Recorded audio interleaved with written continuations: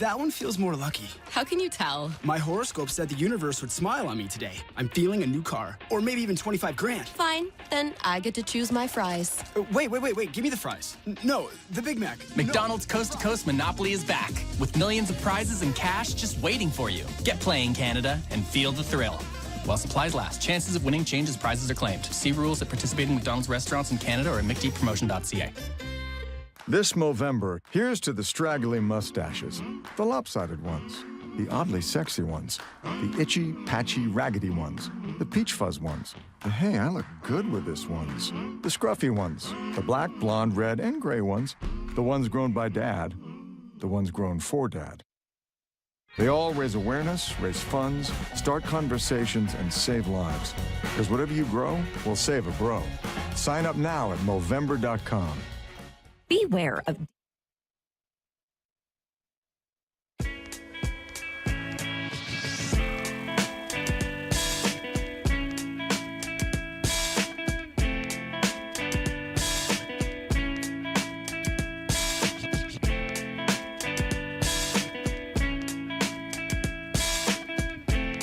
Hello and welcome to the Raptors Show on the Sportsnet Radio Network. We are brought to you by Bet Rivers. It's a whole new game. A reminder, we are streaming live on Sportsnet's YouTube channel and airing live on Sportsnet 360 Monday to Friday from 2 to 3 p.m. Make sure you find the Raptors Show wherever you listen to podcasts and subscribe, and please rate and review our show. I'm your host, William Liu. Joined by producer and co-host Alex Wong, back for season 2 of the show. Where's your excitement level at, Alex? Oh man, my excitement level is 11 out of 10. Wow. Okay. You know, we've been chatting about the Raptors season. I know, you know how excited I am to be here with you. Did that sound genuine? Did that sound genuine? A little bit. This is my happy place, man. I'm happy to be here. Season 2. Yeah. I hope you're excited. I know you had a lot of time off in the summer. Arguably too much time off. Yeah, I don't know why. If anyone's ever complained about too much time off, this is going to be he just disappeared during the preseason. You know, I'm not sure. You know, that was a great call, but you know, what do you mean? We'll talk about that at the year-end review. Okay, well, you held it down first off. If you haven't seen all the season preview content, make sure you go look that up because Alex was working hard. 4 pods in 1 week. Yeah. Record. Yeah. Actually, Guinness Book of Records. Number 1 show Hernan Gomez. Yeah, that's right. He tried to call me one show Hernan Gomez. And then Will realized yesterday how much I do for him behind the scenes and for his life. Yeah. Including the OVO hoodie that you're wearing right now. That's right. You know what I'm saying? A little plug. Shout out to the plug. We're back. Raptors Show. Mm-hmm. What's up? What are we talking about today? Okay, look. Obviously, we've already teased it on social. We have an exclusive interview with head coach Nick Nurse to kick off the season. We did it. Seriously, we finally did it. Joe. I don't know how all season 1 we didn't have it, but season 2 we're going to start off strong. We're going to give you an interview with Nick, but just before that, though, I think we probably should do a little bit of housekeeping. This is season 2 of the show, and I just kind of want to lay out at the start of it, like what we can kind of expect from this season, right? So, what are we going to deliver, Alex? You're the producer. Yeah, so last year was the trailer, and this year is also the trailer. Oh, okay, I was going to say, don't use that quote. No. The Blue Jays didn't work out so well. You know, I didn't like that movie. Yeah, I was thinking about using it. So no, the playoffs are Rush Hour 3 for me. Oh, my God.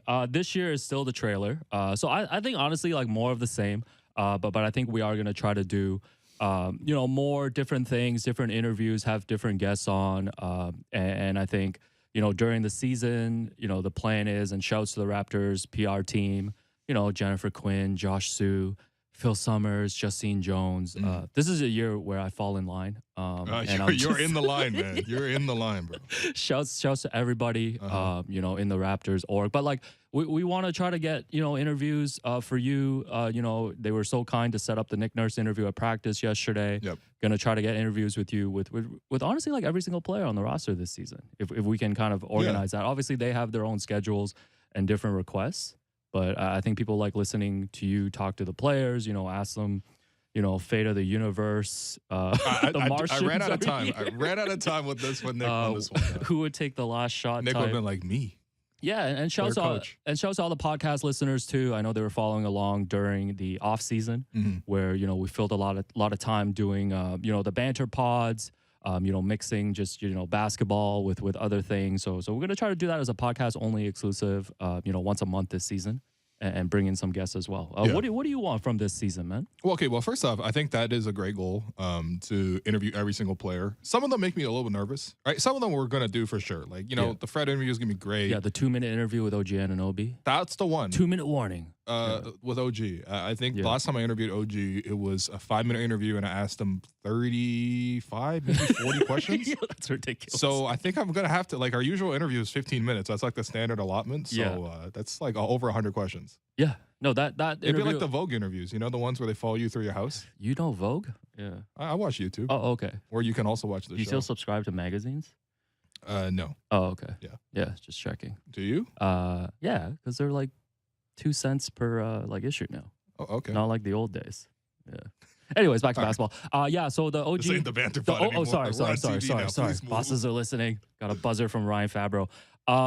Yeah, the OG interview will definitely just be a trailer. It'll be 2 minutes. No, but I think you think about the end of bench guys, and I'm sure we'll get to it today and during this week as well. There's just a lot of interesting guys. We haven't had Precious on the show. No. Obviously Juancho Hernan-Gomez, new addition to the team. Yep. And Otto Porter, I know you talked to briefly after About he signed. cars. About cars. Yeah. AUTO Porter. Coming from the guy who told me today he's buying a scooter, Scoot Henderson over here. Yeah, so you'll catch him scooting, to the Rogers building this season. That is him. If you see an Asian man with a big head, Happy Asian Heritage Month. But yeah, no, I think it'll be good. I think the interviews bring out the personality in the players, and I think a lot of the fans want to hear that too, right? Yeah, for sure. And I think the goal is just like expanding on what we did last season. I think it was a really strong start.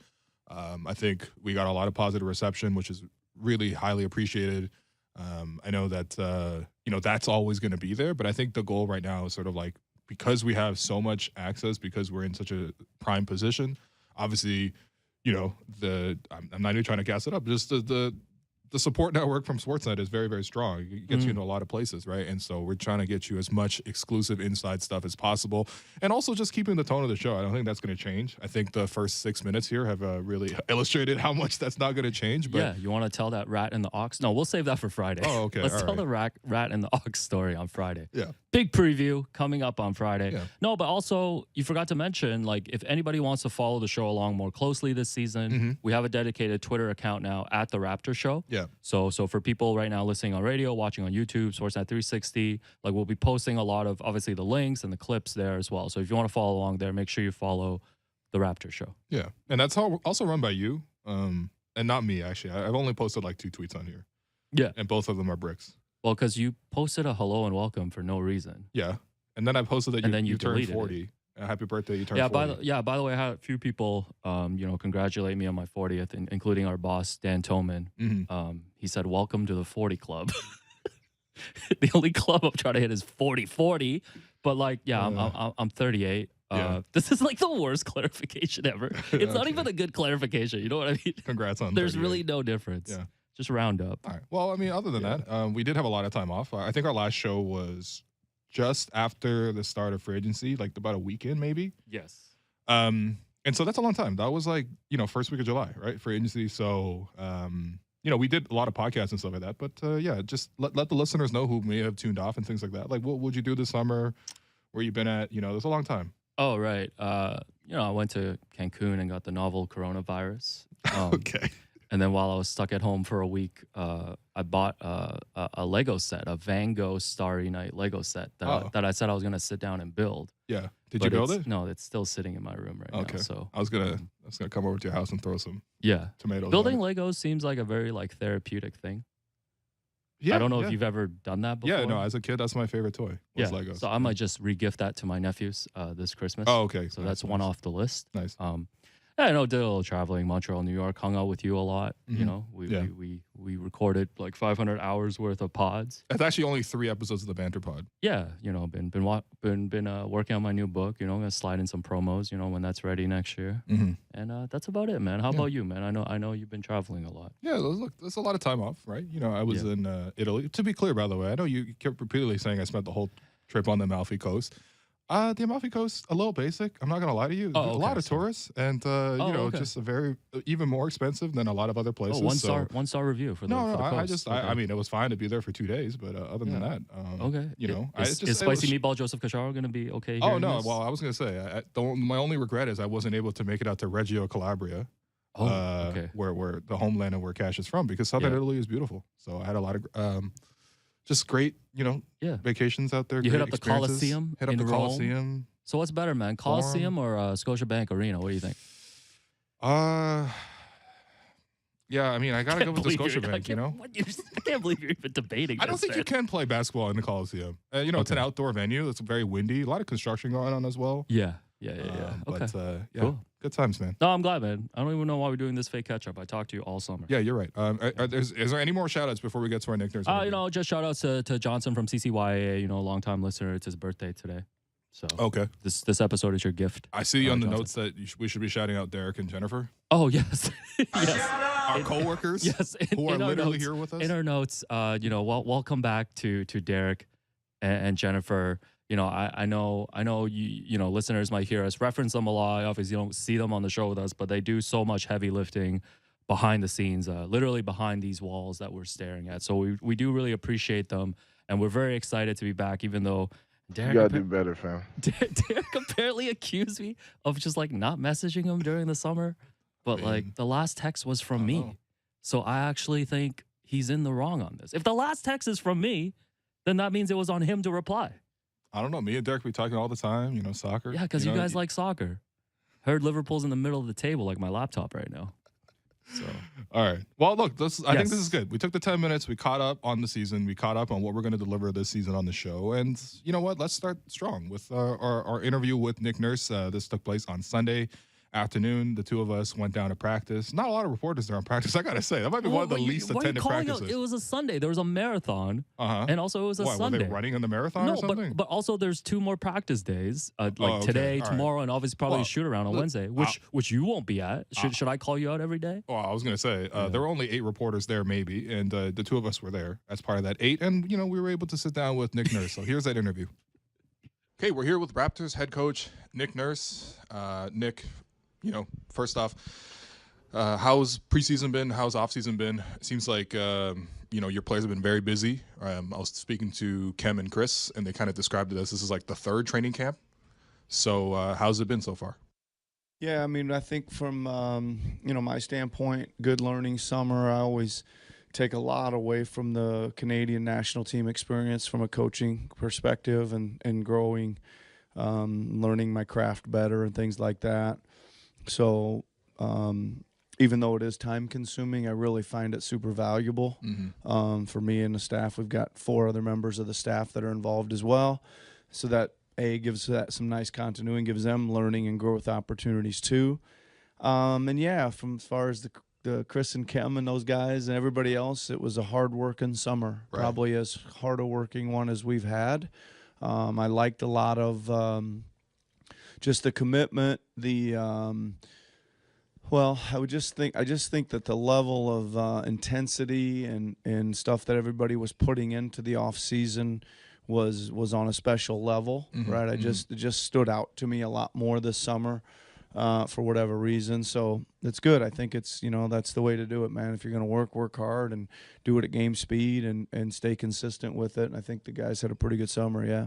Yeah, I mean, even looking at something like the Rico Hines runs, which obviously are public available and you can watch them on YouTube and stuff like that, like the players were telling me that even before those runs, there was a practice before that, So I think preparation for this team has been, as you mentioned, as strong as possible.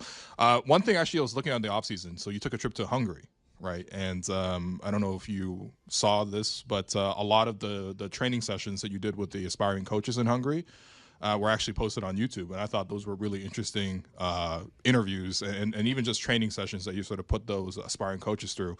And one thing I thought that was super interesting, I would love for you to retell this story, is you were telling me, the coaches there about something called the ZMT defense.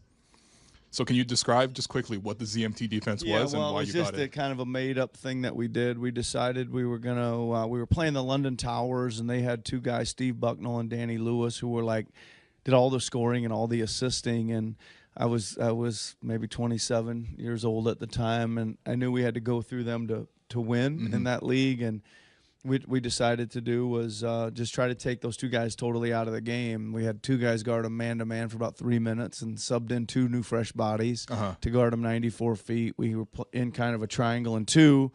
But the top of the guy was also the trapper, which is where the T came from. Right. So we had two guys in man, two guys in zone, and one guy was a trapper. So I think that was kind of a joke. They were calling it zoner, man, or trapper. My team was, so we didn't think that sounded too smooth.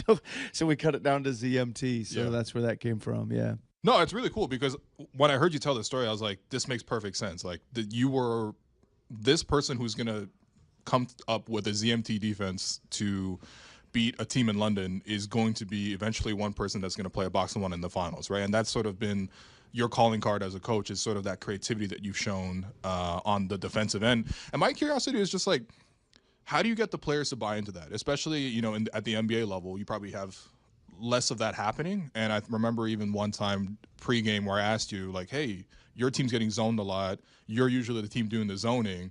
Why is that? And you kind of, I think your answer was sort of like, who do you think started all the zone stuff, right? So, just how hard is it to get players to buy into some of those sort of more radical concepts defensively? Well, it's a bit of a process, right? I think that first of all, we ask them to be open-minded at the start of the season, right? It's always something we touch on in our preseason meetings with the team. I'm not sure the first time we did it, they understood what that meant, right? But I think then you start getting in there, and we had a couple things, pretty fortunate go our way. And I think one of the first games we were down 17 in Memphis when we went to the zone early in my first year, and I think we ended up winning by about 17 in the end. It like totally turned the game around. So that they, all of a sudden you do something that was kind of not planned or unexpected or whatever. You have some success with it, that helps the buy-in part of it, right? And even the box and one thing, I never thought about it or discussed it or thought about using it. It just came right at the moment, and I went to Kyle and said, here's what I'm thinking about doing. And he goes, Joy, I said, Freddie's going to guard him, and you're going to go here and this and that. And Kyle said, looks awesome. And he went in the huddle and sold it to the rest of the guys. So just not like anything with probably any industry or any field, right? There's an idea, and then you gotta work your way through how it's gonna, get to the floor for us or on the, on the board, whatever. And then the guys got to go execute it. So, and I always tell them too, we're gonna do some stuff. I don't even know what stuff we're gonna do this year. Like I don't know. Every year it changes. It comes from, the flow of the offense changes. The things we're doing on defense changes, but it'll probably be something new and different and probably out there a little bit. But we'll do it, and we're not just doing it to do it. Like if it doesn't work, we crumple it up and throw it in the garbage can as quick as we can and move on to something else. Right. No, that makes sense. And I think that flexibility is sort of like why a lot of fans and even people around the league are really appreciate it, right? I was looking at the GM survey that they do every year, and you were voted among the highest in terms of just like best coaches in the league, best in-game adjustments, both offensively, especially defensively, though. I think that's where I think opposing GMs were like, this Nick guy is very clever in terms of how they sort of play against our teams. Yeah, I really like coaching defense. I think every year that goes by, I was kind of known there for a while as this offensive guy, right? I was gonna say I really like defense, and each year again I get more intrigued with studying how to stop people, I think, than I do with tricky plays, things like that. Yeah. Well, it's interesting because I was in your book you sort of detailed that way back when Brian Colangelo made the call and sort of brought you into the staff that was already here. And the idea was sort of like, you show them the offensive shot spectrum. And back then sort of like, that was still coming into the league of like threes are good, layups are good, corner threes are good, free throws are good, mid-range less good, that kind of stuff. And I think that was sort of the reputation for a long time. But as we have seen since you become a head coach, like the Raptors are consistently great defensively, like top 5. Even last season, I think maybe at the end of the year, you guys finished top 10. But basically from January 1st onward, everyone got healthy. And you guys were top 5 the rest of the way. So, I was thinking about in terms of the way you structure the team's defense, one thing I always hear about in your interviews is sort of the emphasis put on ball pressure and also, even just the extra defensive attention that you guys will send towards opposing star players. Correct me if I'm wrong. Obviously, you know way more about basketball, but it feels like your team in particular is very willing to pressure the ball, double the ball, make other guys beat you, that kind of philosophy. And I think my question is that, like, why specifically do you design this team to be so aggressive on defense? Is there something special that you like from the roster? Or is that just sort of the only way you can really stop some of the best players in the league nowadays? I mean, I think that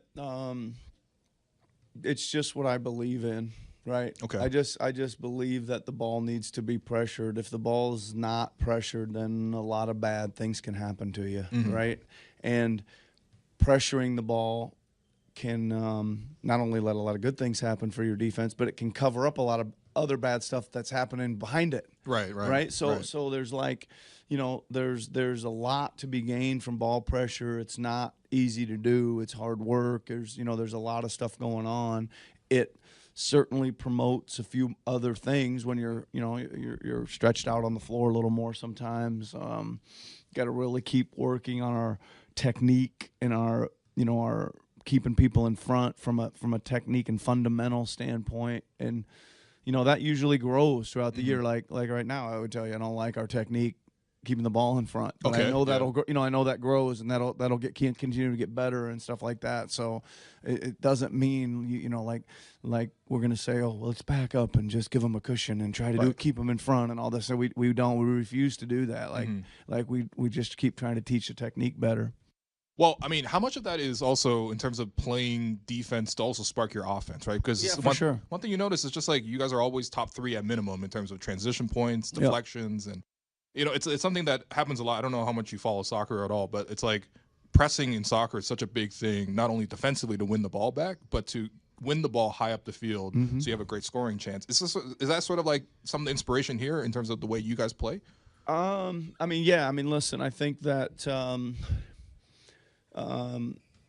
if we're going to ask them to play this much defense, it's got to translate into some offense. Like there's got to be some reward, like immediate, and waves at times, and momentum changing rewards at times as well.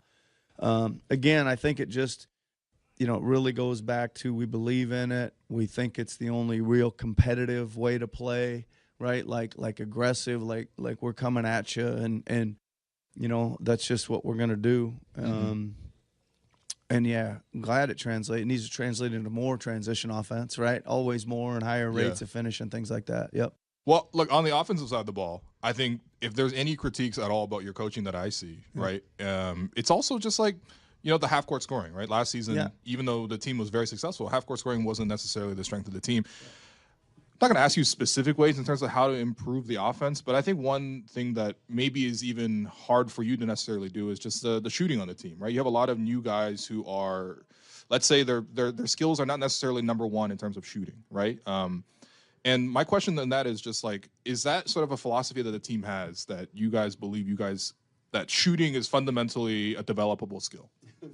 Well, I think it is. I mean, it's not. You easy. Literally wrote a book. It's not easy, right? It's a process that takes a lot of people, a lot of belief, a lot of time. Some time. It isn't like you can say oh, here's a guy and I'll have him shooting threes at 40% by next week. Just get back to me, right? I mean, it's like it's we think we can do it. We think you have to do it, like just for their skill development and their own development, always being a better shooter is going to keep you on the floor, keep you in the league or whatever. So that's one part of it. And listen, our roster isn't necessarily loaded with a whole bunch of guys that are just, like dead-eye shooters or marksmen from three. That's what they do. They're probably lean the other way, that they're long, athletic, and play hard, and it's up to us to try to figure it out from there.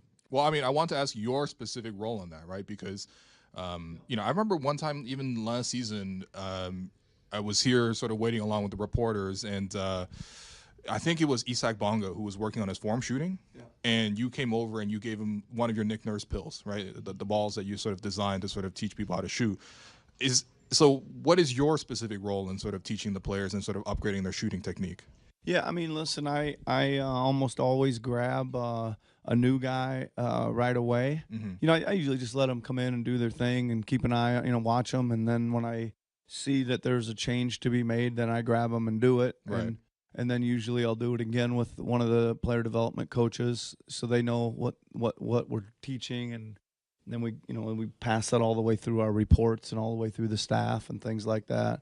And then it just becomes a huge process of I mean, it's it's kind of laid out what we do next, where the steps go and all that kind of stuff. And not only is the technique important, but building the mental side and the confidence also plays a huge role in that.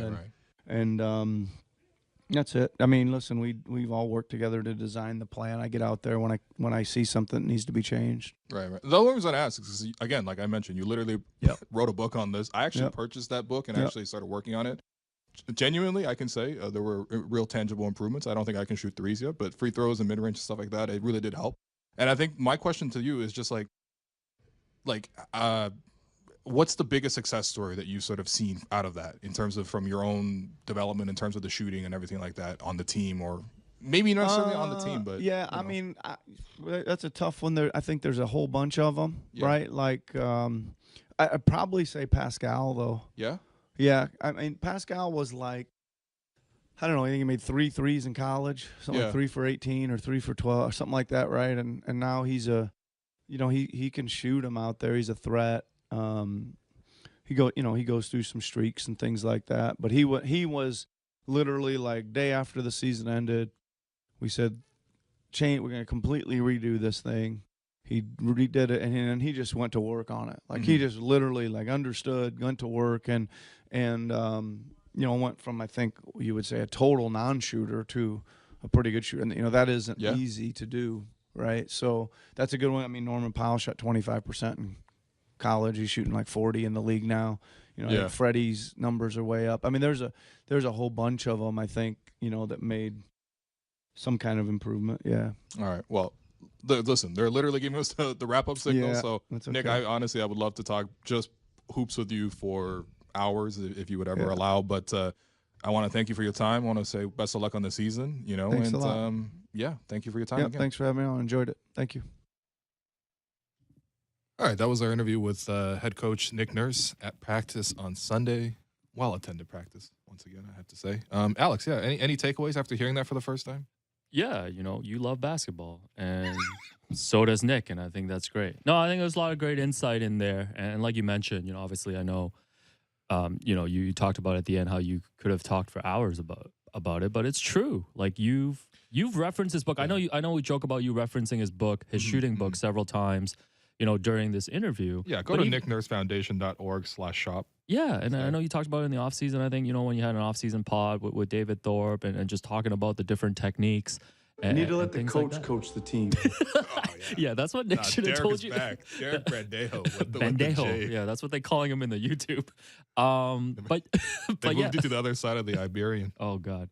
But yeah, I think there was some good insight in there, learning about, I think it was interesting him talking about how he came in with a reputation as, a coach that was more, his strengths were more on the offensive end, right? Yeah. And he just personally, I don't think even you asked him that. He just personally said, I've just grown to kind of love, designing defenses to stop people and stuff. And I think that tracks in terms of what we've seen, what the Raptors have tried to do, in the Nick Nurse era, like all the different defensive schemes that they have for star players on opposing teams. Yeah, exactly. Yeah, to the point where it does become a criticism. And the reason I asked him the question about the mid-range shooting or the offensive efficiency too is just he doesn't have a lot of shooting on the team. So it's hard sometimes to sort of always put that on him, right? But at the same time, if the Raptors are going to improve this season, and on the other side of the break, we will talk about sort of quickly in terms of expectations for this season. Obviously, home opener is on Wednesday. But yeah, if the Raptors are going to take the next step, they're going to need to improve offensively. Because defensively, they're already quite strong, partially because of the way they built the roster, but also partially because of the way Nick sort of deploys his defense. And I think that's the part about defense that was really interesting to me, just thinking back on it. It's I think he wants the team to be aggressive, but I think at times last season I thought, are the Raptors almost intentionally being so aggressive that because they want to funnel drivers into the middle of the floor where they can show them a crowd and make them make mistakes under pressure. And he was sort of like, look, we also just got to teach them better technique in terms of limiting penetration, because I think that's the part where he wants them to be aggressive, but he also doesn't want to give up as much dribble penetration as the team kind of did last season. And if there was a weakness in the defense last year, I would say number one, obviously they really struggled against not really struggled, but against Joel Embiid, right? It's hard to come back out of that Sixers series and not say, damn, the Raptors don't have a guy who can match up with Joel, right? And they still don't, by the way. I think the other thing that happened more on a nightly basis is just sort of containing dribble penetration. And the lesser they can do that, the more they will commit fouls, the more they will give up offensive rebounds. And so that's where they need to clean up. And whether that's teaching better technique, whether that's sort of getting players more reps, they got to get better on the defensive end, which is already their strength, but that's got to be their calling card. Like, I need to see teams score under 100 points against the Raptors on a consistent basis, which is very hard to do nowadays in the NBA. But I think they have the personnel for it. And sort of as he mentioned, like the way they build a team is they look for the other attributes and then they will try to teach them the shooting. Obviously, they prefer if you can shoot. That's a great asset, especially in the modern NBA. But that's the approach they're building towards. But yeah, I mean, it's always cool to have a conversation with the coach and sell his book five times. Yeah. I wish you would do that for Cover Story in stores now. Oh, okay, but like. okay. No, I think. Well, if Cover Stories was 200 words, I would have finished reading it. Well, we'll go to break. No, I'm kidding. I finished reading it. We'll go to break real soon. But like, I think the one interesting thing from the interview too is you asking him like, do you dial up the aggression on defense because of the roster, or is it just because something that you believe in, right? Like, I think that's so interesting to look at it through that lens in terms of like, is Nick designing these schemes and thinking about these things because he believes in the schemes, or is it because he's looking at like what is available to him on the roster, right? And obviously the answer is somewhere in the middle, like a little bit of both. Yeah. But no, it's super interesting. And you talked about like, them having like, maybe not the best shooting team in the league. And I think that's clear. Like, yeah, like at the end of the day, for someone like Nick, like, I know during the offseason I was joking about I want to come in and be like a Nick Nurse hater this year, just like out of boredom. But like, he's got to give me a reason too, because every time I think about Nick, I'm like, when you gave him a really top tier roster, look at the results, right? Yeah. Like, look at the results. And I think the roster on this Raptors team is it's obviously not at that championship level right now, but like hopefully it'll get there. And it'll be super interesting to see once these players develop what Nick can do with an improved roster. And lastly, before we go to break, so Nick's got a foundation, Nick Nurse Foundation event tonight at History. Lots of great music guests. And all the proceeds from tonight is going to benefit the Nick Nurse Foundation Music Lab, which aims to bring access to music to undeserved schools and communities, empowering youth to be change makers. I know we've got some work stuff to take care of, but we're going to try to make the event tonight because we're excited about the guest list. New Power Generation, CK, Francesco Yates, and my guy Neo. Your guy. Like literally, I've heard you sing Miss Independent at karaoke. Yes, and it was wonderful, and probably just in general. Yeah. Oh, okay. Yeah. So shouts to Neo, man. You got a top 5 Neo tracks? Yeah, it's literally in the rundown. In no particular order. Closer, Miss Independent, Because of You, So Sick, and Slept On. Back Like That. That's a Ghostface Killah track with Neo. So. Nice. Very excited about this. Yeah, no, I'm lots of too, we can have. Are you going to be wearing a fedora to the event? Because it is a Neo show. So no. As someone in cosplay Neo, as someone in the YouTube mentioned, like I just look like a vintage store mannequin all the time. So no, I'm gonna slip on a blazer tonight. Show some respect to the Nick Nurse Foundation. Yeah, so there you go. No, seriously, it's gonna be a great event, and thank you once again to Raptors PR for the interview. And we are gonna take a break right here. I'm your host Will Liu. That's Alex Wong. You've been listening to The Raptors Show on the Sportsnet Radio Network. Have you checked out Bet Rivers yet? Download the Bet Rivers online casino and sportsbook app today. Get in the action this basketball season with thousands of betting options. Plus, don't forget about Bet Rivers' sportsbook award-winning customer service. It's a whole new game with Bet Rivers online casino and sportsbook. Must be 19 plus. Available in Ontario only. Please play responsibly. If you have questions or concerns about your gambling or someone close to you, please contact Connects Ontario at 1-866-531-2600 to speak to an advisor free of charge.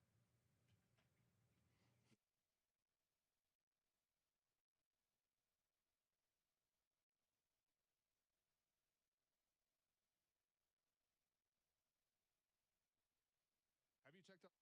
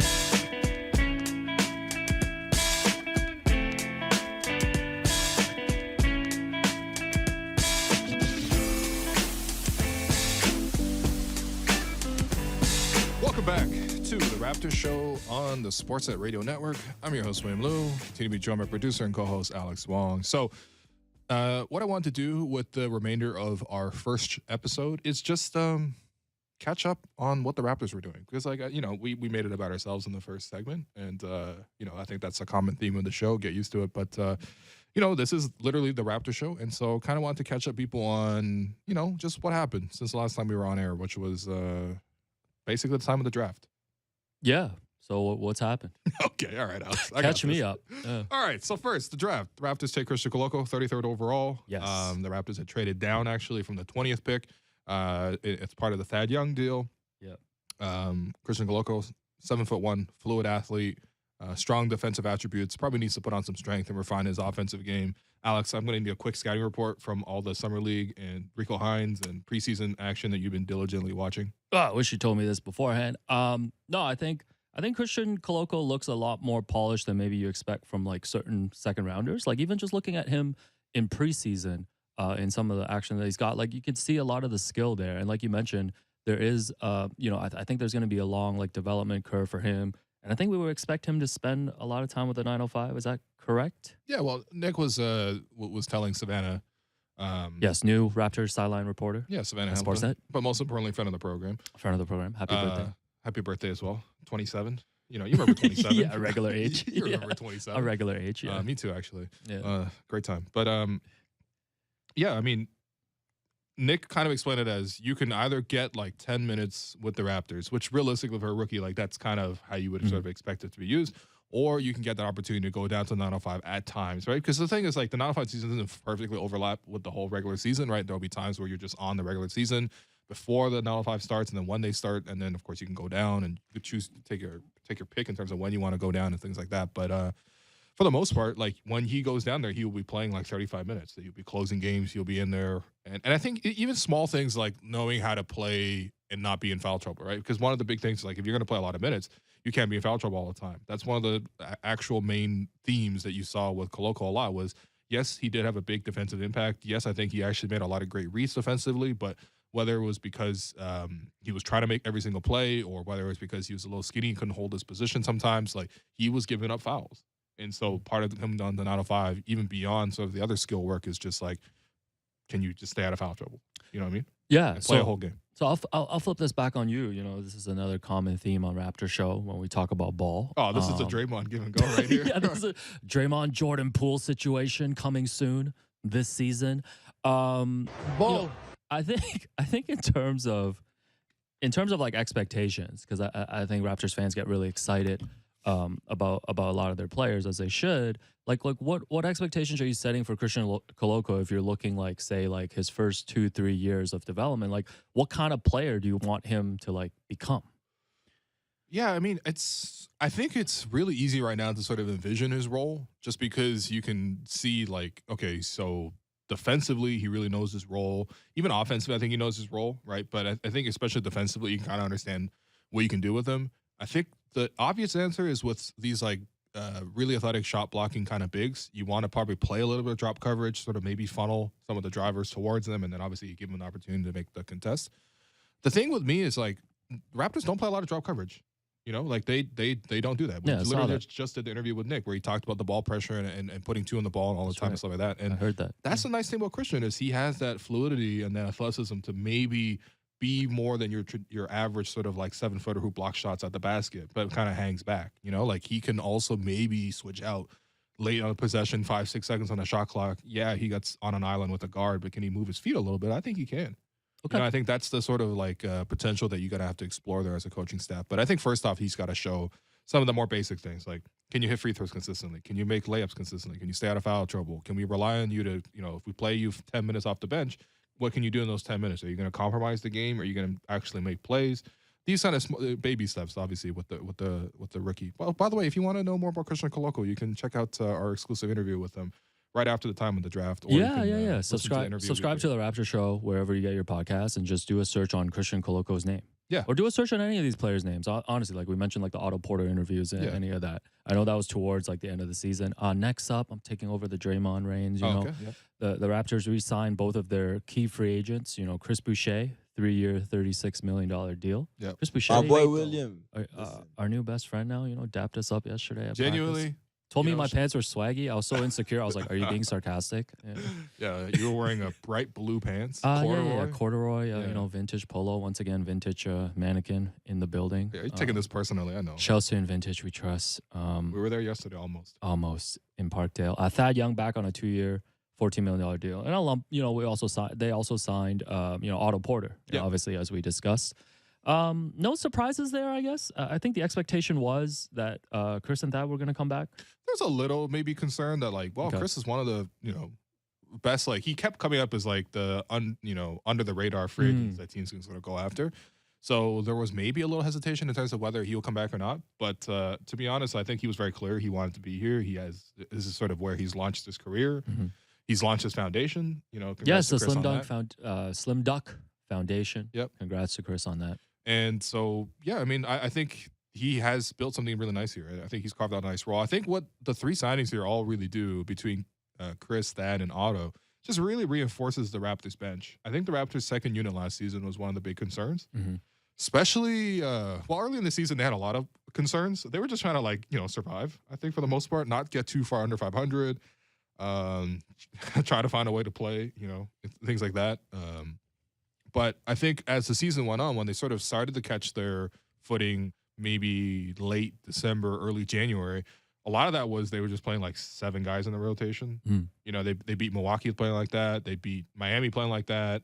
They had some very competitive games against Phoenix. So there was like some of the top teams in the league last year. They were able to get by, but they were able to do it in an unsustainable fashion by only playing 7 guys.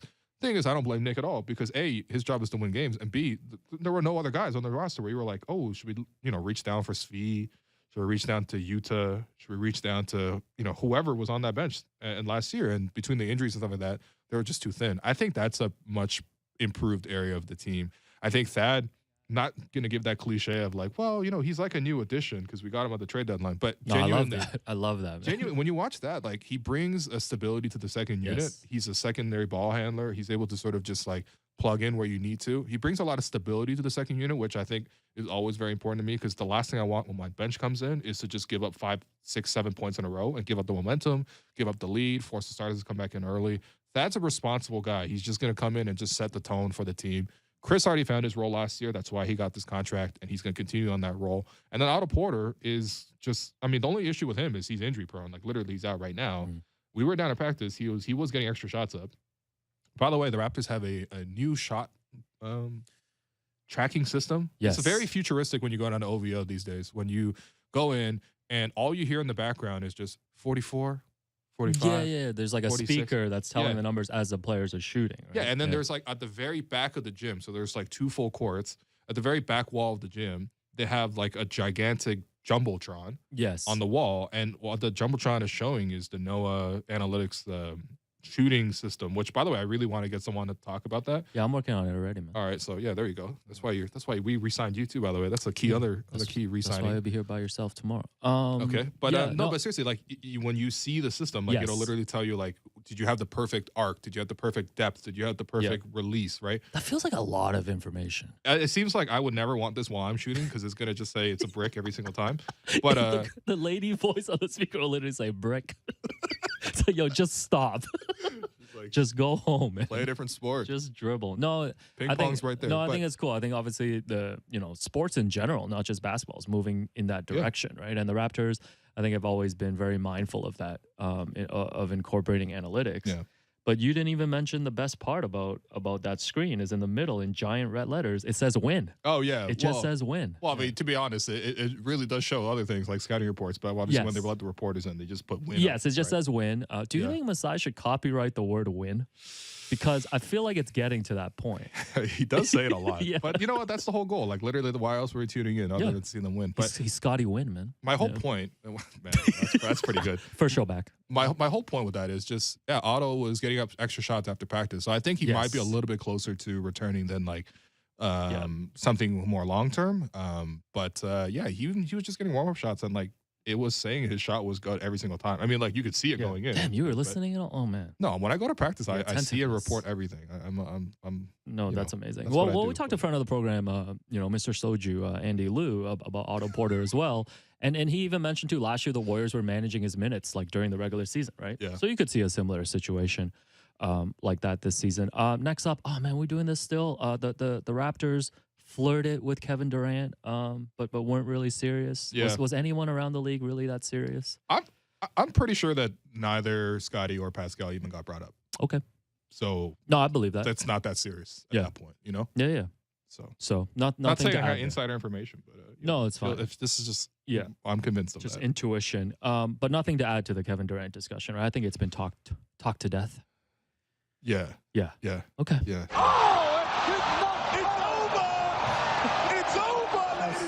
Honestly, thank God, Derek because Brandano. the KD stuff was really annoying because it was That hard good not to talk content about for like it. a month though. Yeah, that's true. It held you down for a month.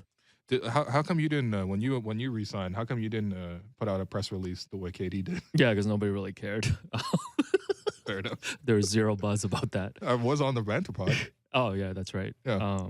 Summer League. Summer League. The Raptors were apparently 4-1 in Summer League. Didn't make the finals, by the way. Somehow they had to Okay, win man, their last game by like 17 You're points. gonna or something. complain about the Summer League system? Yes. Just let these guys I have their want- run and go home. No, these guys wanted to play that. Just man. let these guys play 5 games, go to the Wynn Casino, and win there. Yeah. Wait, come on, man. You haven't made NBA salaries yet. Don't make them go to the casino. They're playing craps. No, they're playing at the Ennis game Oh man, with us. Smacks Milk. 3-2 in preseason. Thoroughly enjoyed the preseason game Yeah? in Montreal, by the way. Yeah, You watched it, eh? Specifically, this is why I'm specifically saying I thoroughly okay. enjoyed Oh. the game in Montreal. It was Some of us were on the Amalfi Coast and doing react pods to Raptors Jazz in Edmonton. yeah, you literally picked Scotiabank Arena over the Coliseum. Man. You can't play basketball in the Coliseum. What am I going to do there? I'm a Raptor reporter. Yeah, they. You also have it Take in these pictures? notes. There were 3. The Raptors fielded 3 teams in the Rico Hines run. Yeah. Are we gonna dive into Jarrett Culver wearing Raptors shorts? You know, that was a No, that was we're not. a, Come on, that was a come on. real deep, like if you knew about that subplot, or if you know what we're talking about, Yeah, salute. You're in too deep for Raptors. No, fans. you're top tier Raptor fan. Yeah. You're top tier if you know Yeah. about Jarrett If- Culver. by the way, the top tier is if you know about Jake Layman wearing Raptor gear. Oh, what? Yeah. Okay. Yeah. Who he play for, Alex? He got waived by the Boston Celtics. It's because I follow Keith Smith NBA on Twitter, so I get all my Celtics news. Yeah. Damn. Remember when he got mad when the Celtics lost game 1 last year? That's Brian Easthorst. Because he skipped his kid's soccer game. Anyways, Pascal, off the court, a lot of great things happening for the team too. Pascal handed out laptops and helping kids, go through law school. His PS43 Foundation, I believe that's what it's called. Yeah, he's been doing so much work, and I think it's amazing. And I know Scotty's gotten into it as well in terms of helping out locally. Fred's obviously been a huge proponent of this. He's got a scholarship program now, and recently Nick and OG handed out meals for Thanksgiving, which is something that Kyle used to do a lot, right? Yeah. Like when he was here as well. So those are great. And you've got Bobby Webster's. Is this his tie-dye hoodie that you want to talk about? No, So Bobby wore a tie-dye hoodie at Global Jam. Yeah. And we just became fascinated by it. Well, Because yeah. Bobby's a made man. he's Shouts definitely a to made Bobby. man. That's, Yeah. Shouts to Bobby. yeah. And you're just fascinated that he would wear something that you would wear? Is that the First off, storyline? I don't know if I would wear that. Oh, Second okay, of all, but okay. no, I was just surprised. Yeah. Bobby's so buttoned up. Like very, Why very can't Bobby suave. dress down though? Why are you giving Bobby Why a was he hard wearing time? a tie? But why not though? Would you not be like, whoa, Masai's wearing a tie-dye sweater? Well, we can't go within 10 feet of Masai without Yeah, you're right. without a detector going off. That's right. Did you have any other favorite off-brand moments in the offseason before we wrap up the show? No, I think those Really? are Okay. What other All off? right. Like I don't even what is this? This is why you let me be Draymond. Man. What about Utah? What about shout out to Utah. I saw at one point in preseason he was 4 of 7 from 3. Did he ever have a stretch like that here? Shout out to Takashi. in the 2020 preseason? No, shout out to Takashi rooting for, the Raptors obviously opening night on Wednesday against the Cleveland Cavaliers, and then they take on Utah Watanabe's Brooklyn Nets on the road on Friday. On the road. Damn. Okay. Tough Tough schedule. Yeah, don't worry. I'm going to try to set up that ramen. But By the way, we can we- got can to we- stop talking about that. Can on we air. share the ramen update? The last time we were talking Oh about my this, God. this So week. the ramen update. So what happened was Per Utah, sources. Yeah. So Utah officially Utah officially packed up his place in Toronto and was posting about it on social media. No, not this. Not the last second. And Will made me send a DM. I don't have his number. Will made me send a DM to Yuta Watanabe, one of the most popular people in Japan and, a professional basketball player. He's not going to see that DM. It still has not been read. Oh, what was the last update? Oh, the last update is per sources. And I do feel at liberty to share this because, he's a friend of the program now. Oh, okay. But per sources, the ramen date was going to happen. It wasn't a date, by the way. It was just going to be like literally just getting ramen. Yeah. But the reason it didn't happen was there was at that time an ongoing beef with a current member of the Raptors, and Yuta wanted to be a good teammate, didn't want to step into that beef. This is your breaking. I'm genuinely serious. This is per sources. So I feel like work on your source. now that this is resolved, I think we can actually continue this storyline. I gotta put my foot down for a show. No references to the ramen for the rest of this season, unless you actually go with him. Okay, that's fine. Like that's you asked me at the top of the show what's different about this season. That's what's different. That's what's different. All right, fine. All right. Yeah. Well, no speed jokes for you then. How's that? Yeah. People tell me to wear a new hat. I'll get on that. Last time someone on YouTube told me to wear a new hat, I ended up wearing a different hat for 3 months. I'm not doing that. You don't understand. Alex is very sensitive. He's I'm a very sensitive soul, but also like I'm entering this old phase in my life where I'm just trying to coast. Yeah, fair enough. Well, it's the rat and the ox theory, which we will debut on Friday. Yeah, fair enough. Yeah. Well, really quickly, on the topic of coasting, what else do we have for the rest of the week? Yeah, so tomorrow, True Hooper Tuesday, Mo Tequil and David Thorpe will join Will on the show. Opening night on Wednesday, Savannah Hamilton, Matt Devlin will join us in studio. Blake Murphy is taking some time off after this week, so we moved him this week. Blake Murphy Thursday. That's right there. Make a new drop. Yeah, Blake Murphy Thursday, and then on Friday, I'll be here as well, obviously, and Jay Skeets is scheduled to join us too, and we'll have our usual Friday fun, the Rat and the Ox episode.